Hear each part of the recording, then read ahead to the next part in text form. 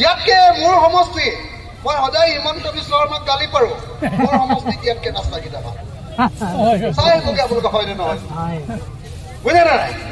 মোৰ সমষ্টিত ৰাস্তা ভাগিলেই মই গোটেই হুলস্থুল কৰো আৰু মুছলমান মানুহৰ মছজিদ ভাঙিলেও মাদ্ৰাছা ভাঙিলেও বদৰুদ্দিন আজমল চাহাবে হুলস্থুল নকৰে চাচা আৰু মামাৰ কথা নহয় জানো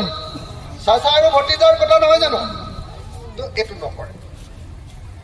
তাৰ পাছতো যে আজমল চাহাবৰ সমষ্টিটো তেতিয়ালৈকে ৰাস্তাকেইটা বনাই দিয়া নাই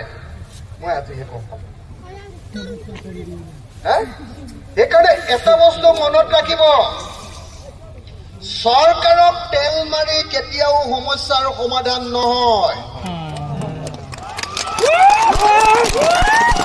সমস্যাৰ সমাধান লাগে তেতিয়াহ'লে চৰকাৰক ৰঙা চকু দেখুৱাব পাৰিব লাগিব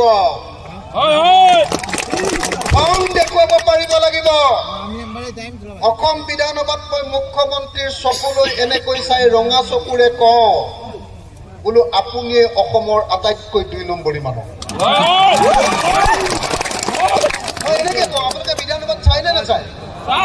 চাইনে নাচায় মই কওঁ নে নকওঁ মই কওঁ নে নকওঁ মই কওঁ বোলে আপুনিয়ে অসমৰ আটাইতকৈ 2 নম্বৰী কিন্তু আপুনিয়ে অসমৰ আটাইতকৈ ভাল মানুহটো মই কওঁ নে